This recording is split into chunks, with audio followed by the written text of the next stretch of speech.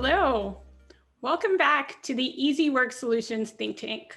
I'm Madeline Schwartz, and I am here talking to Lisa Rothstein about drawing out your genius, doodling to make meetings more meaningful, memorable, creative, and fun. And Lisa, will you tell us a little bit about yourself? Thanks, Madeline. I'm so happy to be here. My name is Lisa Rothstein. I come out of the advertising business in the creative disciplines, and I started my career as a copywriter, not an artist. But as time went on, I found myself doing a lot more doodling and drawing as part of what I did, and I've always drawn my ideas. So in my work with companies like IBM and Haynes and Unilever and Colgate, writing and drawing together always became kind of part of how I did my work. So in ad agencies in both New York and in Europe, and so now I'm taking that kind of ideation to clients worldwide. Mm-hmm. And I'm excited to see some of your work today, Lisa.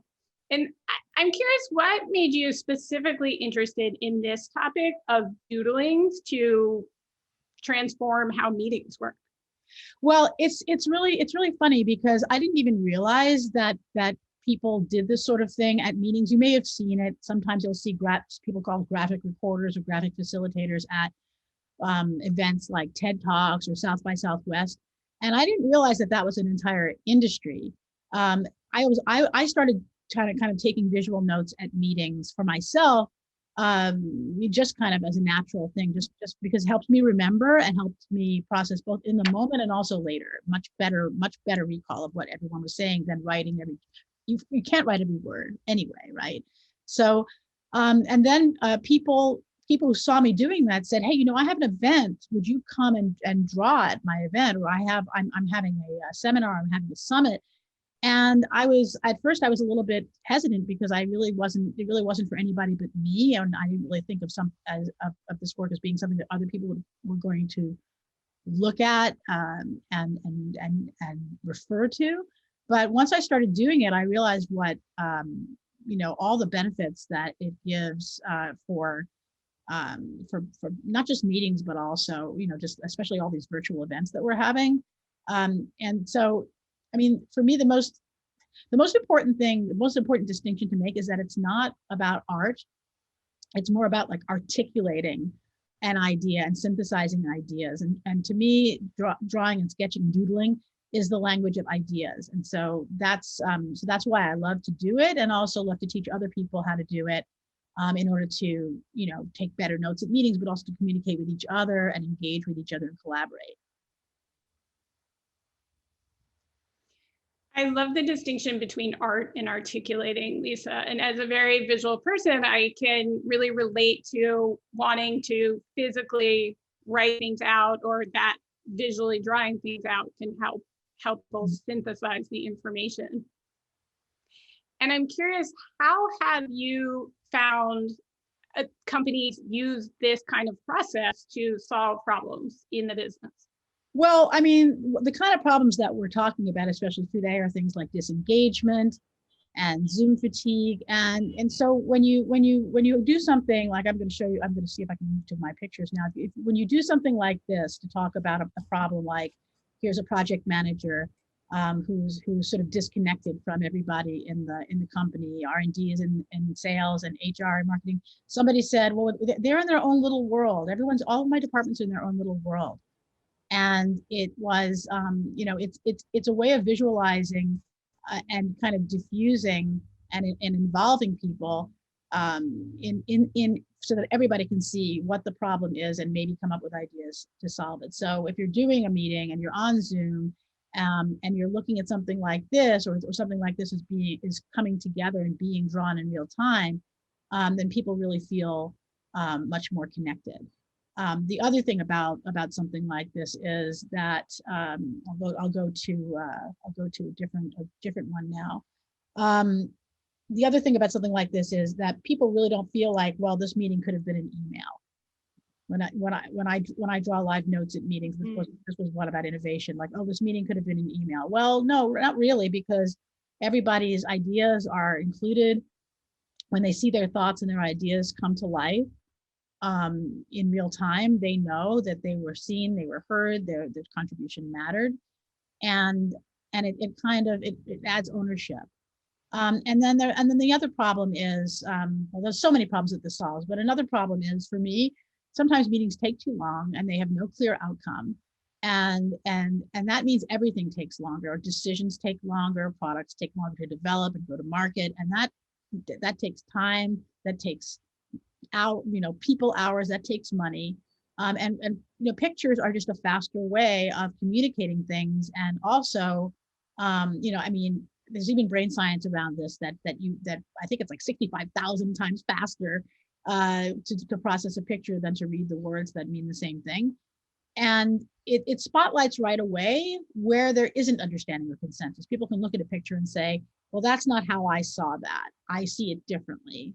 And then they can start to articulate why, what's different, what should be changed, what could be added, what could be improved. So it's really great for innovation and iterating new ideas. Mm-hmm. That's amazing how much faster it is for people to absorb the information in a picture than. Absolutely. If I go back to this one of the things that my software allows me to do is to do like a little time-lapse replay video of the actual drawing being made. So I did this one in real time during a meeting about innovation and how we were going to. It was about seeing the future. And so, as you can see, there are these little pictures that kind of symbolize things, and as they're being drawn, obviously it didn't happen as quickly in real life, but when you play something like this back, or when you look at the finished drawing, it brings back all of the discussion that happened. This was a roundtable discussion with, 15 people or more at an innovation conference that I attended recently. That's a culture eating strategy for breakfast down there, that little dragon. But you can look at this and then remember absolutely everything that they said it was like a 2-hour, 90-minute or 2-hour conversation. So this whole idea about how can we find balance, right away, this picture tells a story, and culture eating strategy for breakfast, that picture tells a story. So it's really all about storytelling and helping people really feel connected to the information. And I love that idea of pages and pages of notes that people might take at a conference session to just being replaced to this one page with all of the takeaways laid out right there for them. Right, absolutely. That's not to say, to me, this doesn't replace like all the information. Like, you're not going to get every detail in a doodle, right? But what it does do, and this is what I love, as you can tell, I speak a little fast. I'm from New York. I like to bottom line things. Like, what's the main idea here? What's the gist of this conversation? And when people have that, when they can look at that, then they have context, so that if they want to go deeper and read the whole deck, or click a link that says, find out more, they know what they're asking. They know what context that information is going to be in. So it kind of gives them sort of a high level view of pretty much what the main takeaways from either a talk or a meeting, or even I do a lot of illustrations for very, very long and dry articles about cybersecurity and other kinds of technology. Instead of having to read the whole long thing and try to make sense of it, the drawing can make sense of it. And then when they go and they read the information, it has some place to live in whatever file cabinet they have in their brain. Mm-hmm. Yeah, so really boiling down complex topics for people. Absolutely. And then also, what the last thing I wanted to say, what actually I meant to say before, is it also solves the problem of people not knowing what to do, like after the meeting's over. I mean, if you have something, if you have a visual representation of what took place in the meeting and what decisions were made, everybody can have a copy of that and go and to look at later. And all life happens and work happens and fires happen and that you have to put out, and you forget like what you decided. And so even you might have written notes, but when you look at the picture of like, oh yeah, I remember, we went through this process, we chose this idea, we dismissed these other ideas for this reason, and this person is responsible for this, and that person's responsible for that. And you kind of have a whole sort of project management sort of plan or some kind of a process map that comes out of the meeting, if that was the point of the meeting, to actually know what to do next, so that so things don't get lost. Mm-hmm. So do you find that your clients use those process maps as living documents? Yes, often they do. I mean, the thing is that it's not meant to be pretty. The kind of work that I do in a meeting is not going to be something that is going to be as probably as aesthetic as what you've just seen. But it's something. It might be something like this, where you've decided, like, well, we have this issue where people are doing something on the, they're buying something on our website. So here's a little computer. They're buying something on our website, and then after they fill out this order form, and then after they fill out the order form, and they get a page that says, success. Then maybe they get an email that gives them the tracking number. But maybe they didn't open their email and they don't know what's happening to their orders. So maybe at that same time we also send them a text message to their phone, and that also gives them a way to get the tracking number from FedEx. And then then their product goes on a truck to ship it to wherever they're going.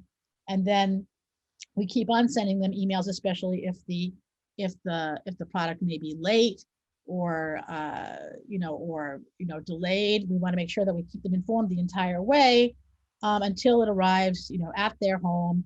And then and if they've ordered that the product be assembled, then we have the person doing the assembly, and that takes however long that takes. So then you look at this process and you go, people who are looking at this together can say, let's move myself out of the way here. Yeah, that's fine.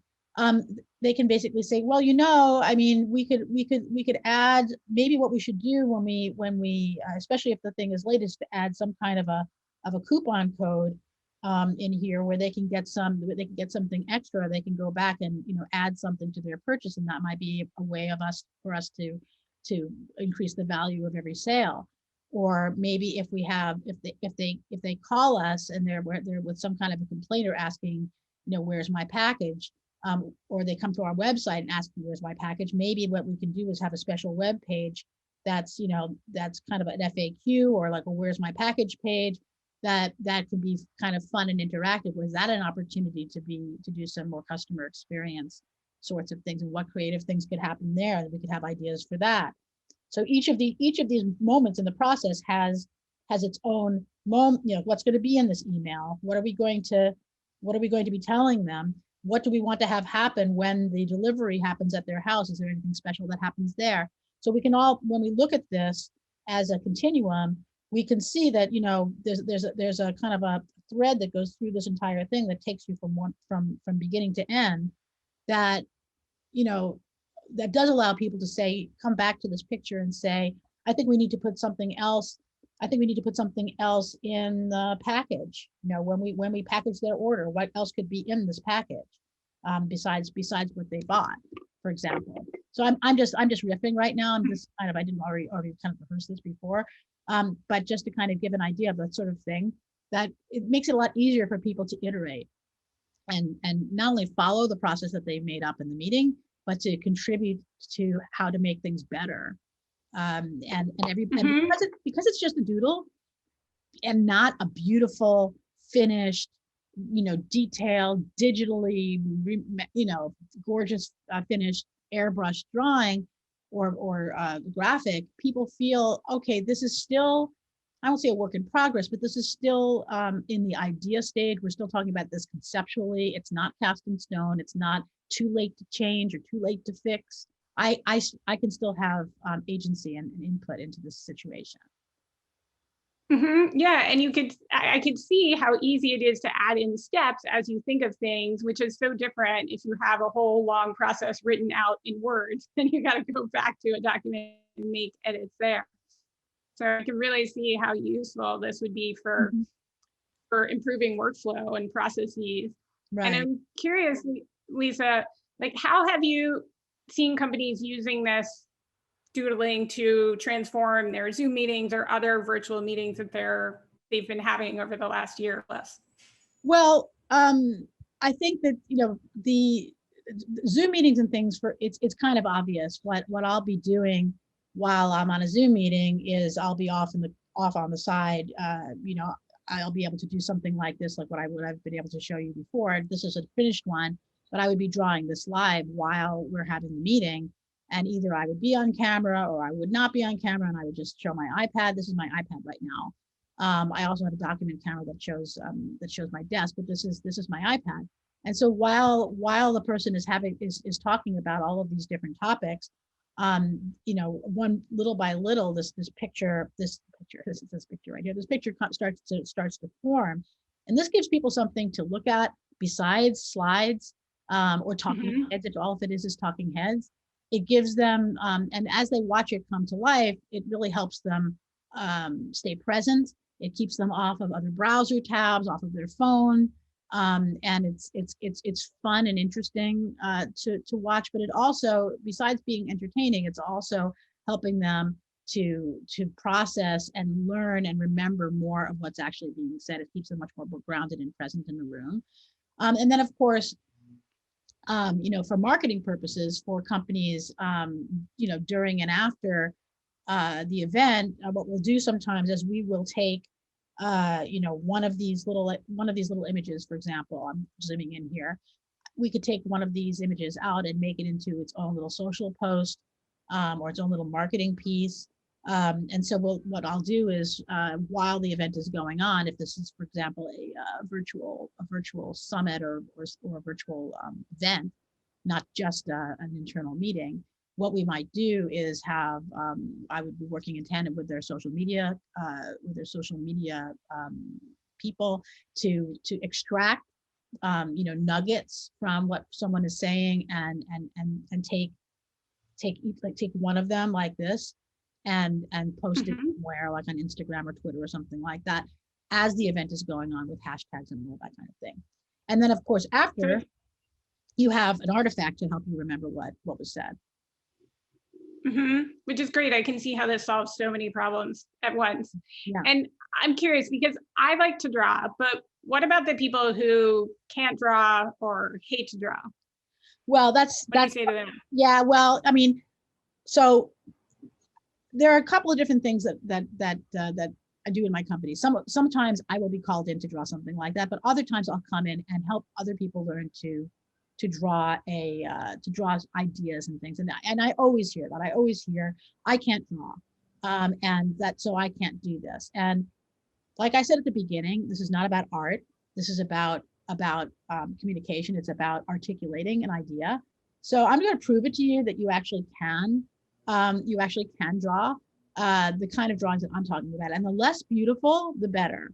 So, I mean, anybody can draw a circle, something like this, right? And then if I just add a couple of little squiggles here, and they don't have to be perfect, suddenly we have, a globe, the Earth. Obviously, this is not geographically correct, right?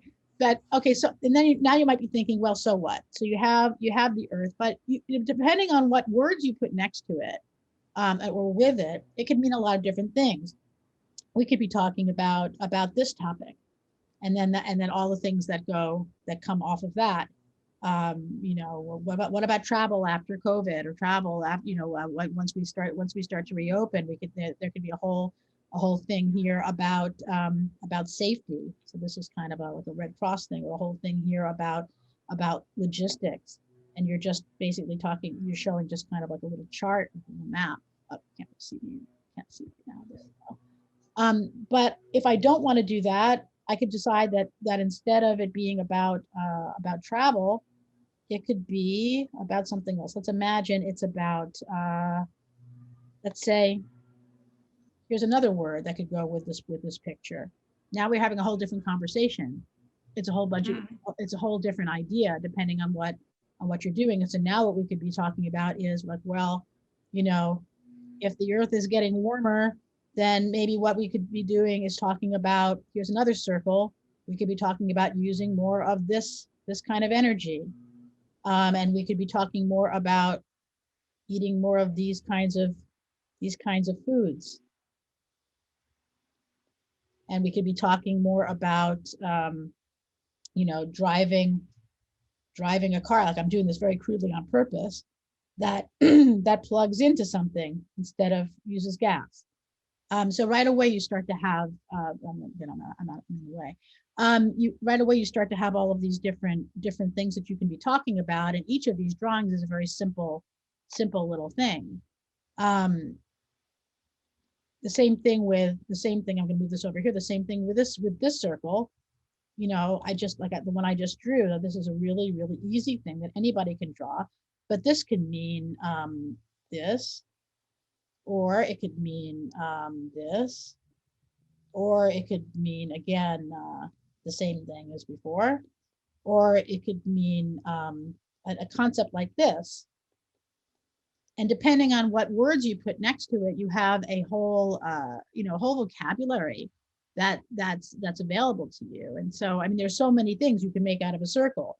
This is a party, and you know, and this is, well, this is just a pizza, because sometimes a pizza is just a pizza. But there are so many different things that you can make. And the same thing goes for things like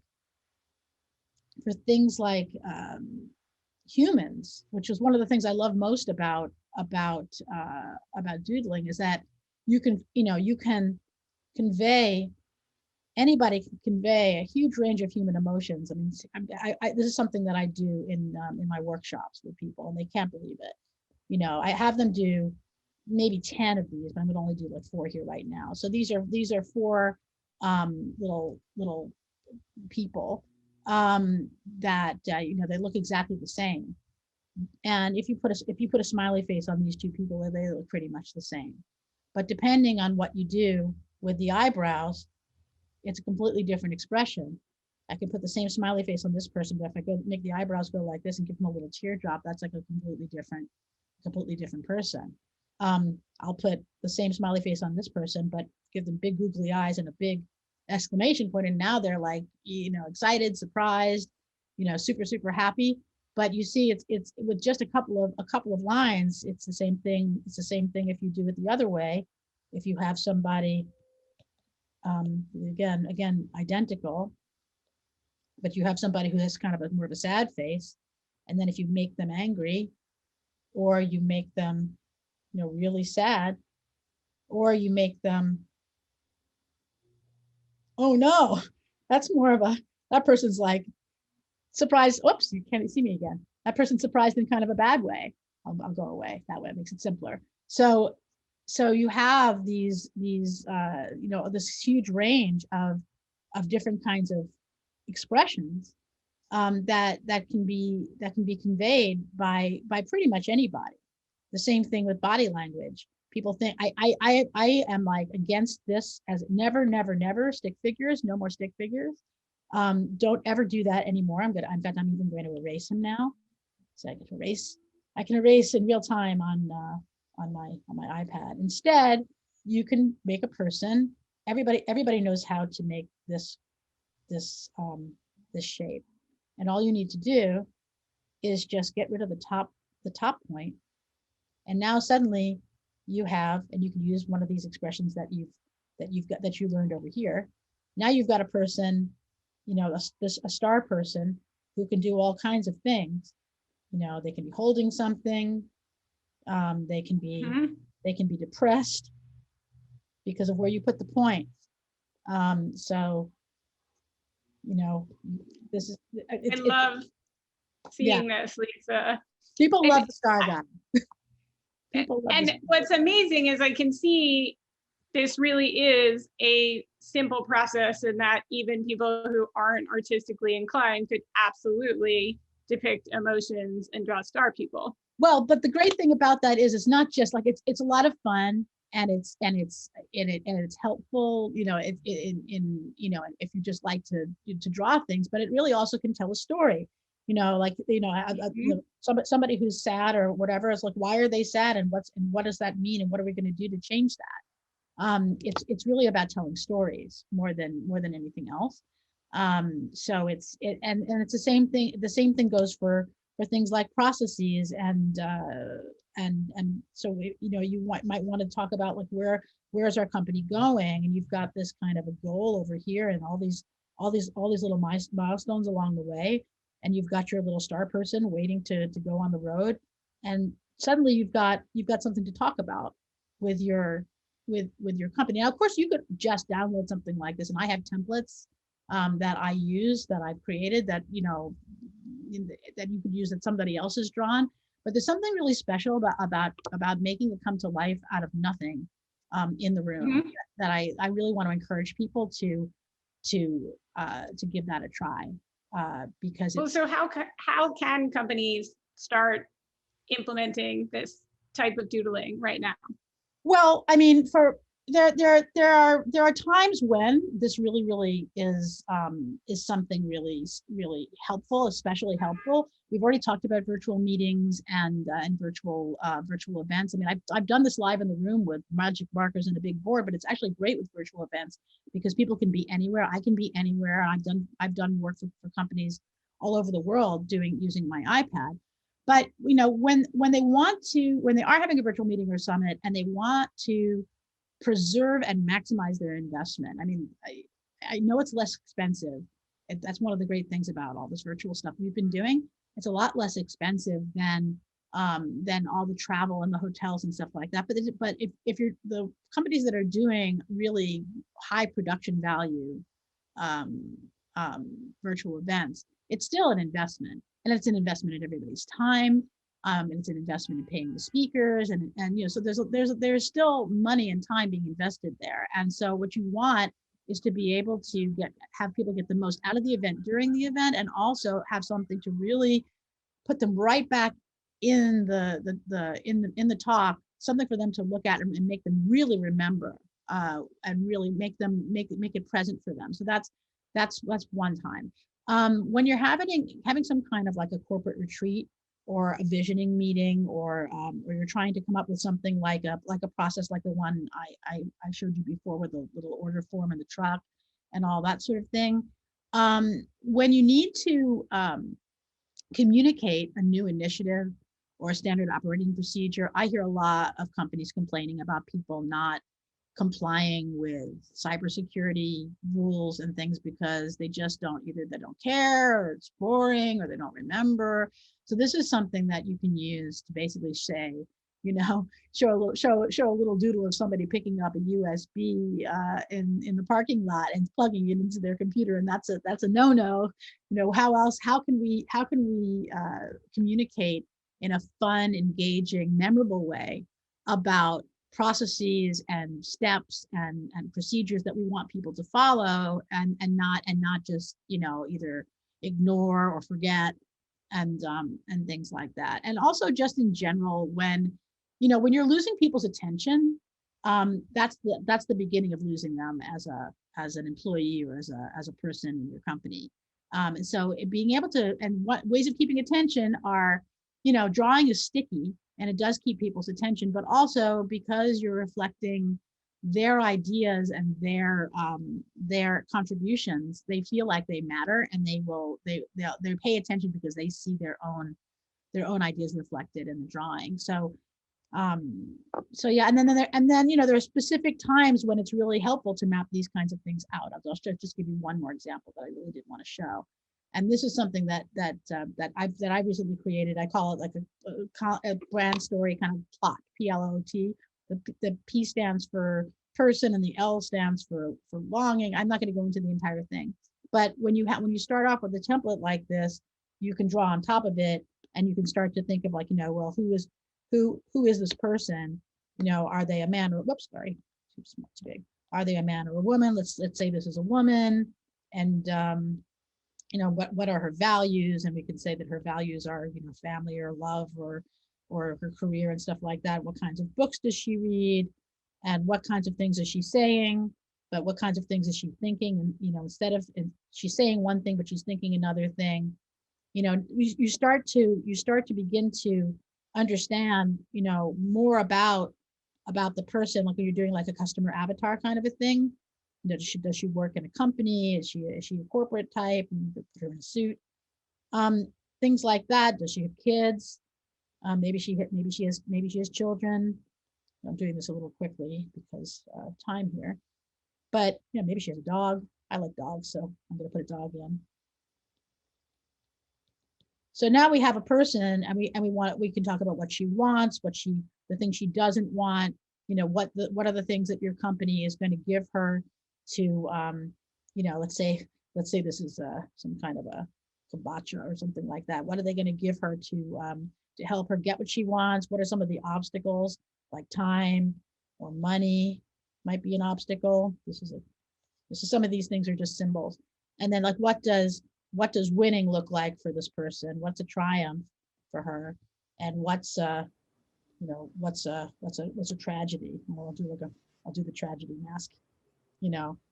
So when you start to do things like this, and people can contribute, if you're using a program like Mural or Miro, one of those whiteboard, or Google Jamboard, people can contribute. They can put their post-it notes on, what they're thinking about different things, or you can just record it. The person who's doing the facilitation can just like write things down based on what people are saying, or draw little pictures of what people are saying. But when people are looking at this, the story really begins to come together as to who this person is, what do they want, what does, how does our product help them get there?